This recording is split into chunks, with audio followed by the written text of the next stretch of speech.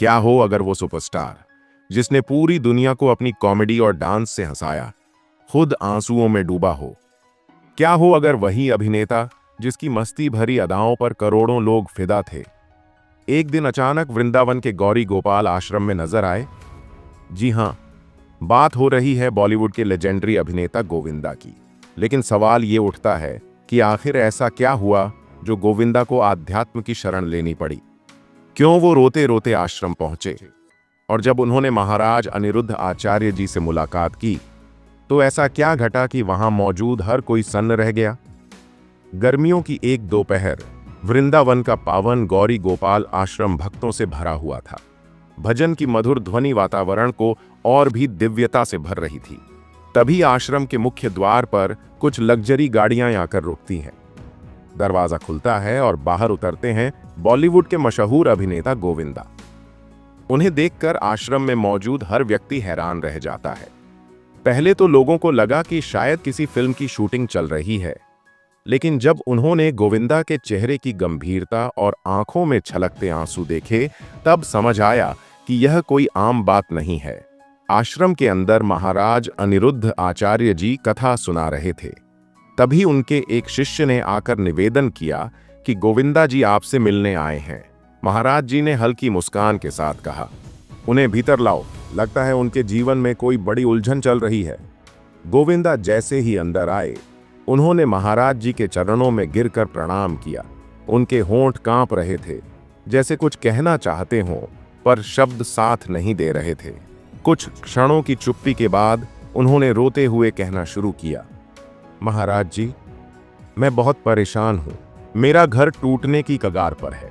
मेरी पत्नी सुनीता और मेरे बीच के रिश्ते इतने बिगड़ चुके हैं कि अब बात तलाक तक पहुंच गई है। हमारा परिवार एक रणभूमि बन चुका है और अब यह मामला सोशल मीडिया पर भी चर्चा का विषय बन गया है। यह सुनकर वहां मौजूद सभी लोग चौंक गए। जिस इंसान को वे हमेशा हंसते खेलते देखते थे, उसकी जिंदगी में इतनी पीड़ा है, किसी ने सोचा भी नहीं था। महाराज जी ने एक गहरी सांस ली और बोले, वत्स, तुमने श्री कृष्ण के चरणों में आने का सही निर्णय लिया है, लेकिन याद रखो, ये केवल बाहरी समस्याएं नहीं हैं, यह तुम्हारे ही कर्मों का फल है। गोविंदा हैरान रह गए। उन्होंने पूछा, महाराज जी, क्या यह सब मेरी ही गलती है? महाराज जी मुस्कुराकर बोले, इसका उत्तर तुम्हें स्वयं मिलेगा, लेकिन पहले बताओ, तुम्हारा असली नाम क्या है? गोविंदा ने चौंकते हुए उत्तर दिया, गोविंद अरुण आहूजा।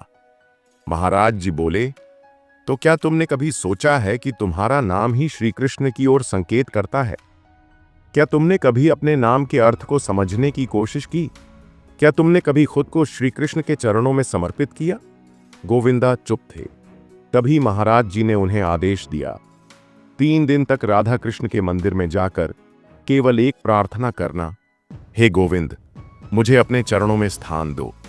अगर तुम्हारा मन सच्चा है तो चमत्कार जरूर होगा। गोविंदा ने महाराज जी की बात मानी और 3 दिन तक सच्चे मन से वही प्रार्थना करते रहे। तीसरे दिन अचानक उनकी पत्नी सुनीता आहूजा का फोन आया। उनकी आवाज में मिठास थी। उन्होंने कहा, गोविंदा, मुझे तुमसे बात करनी है। शायद हमने कुछ बातों को जरूरत से ज्यादा बढ़ा दिया। हमें बैठकर फिर से सोचने की जरूरत है। यह सुनकर गोविंदा हैरान रह गए। जो महीनों से नहीं हुआ था, वह केवल 3 दिनों में हो गया। वह तुरंत आश्रम पहुंचे और महाराज जी के चरणों में गिरकर बोले, महाराज जी, यह कैसे हुआ? महाराज जी मुस्कुराकर बोले, वत्स, जब व्यक्ति अपने दुखों और समस्याओं को ईश्वर के चरणों में समर्पित कर देता है तो चमत्कार स्वयं घटित होने लगते हैं। आज गोविंदा और सुनीता आहूजा फिर से एक खुशहाल जीवन जी रहे हैं। जब भी समय मिलता है वे वृंदावन आकर महाराज अनिरुद्ध आचार्य जी का आशीर्वाद लेते हैं। यह कहानी केवल गोविंदा की नहीं बल्कि हम सबकी है। जब जीवन में कठिनाइयां आएं तो धन, शोहरत और सफलता हमें बचा नहीं सकते। समाधान केवल ईश्वर की शरण में है। यही सच्चाई है, यही जीवन का सार है।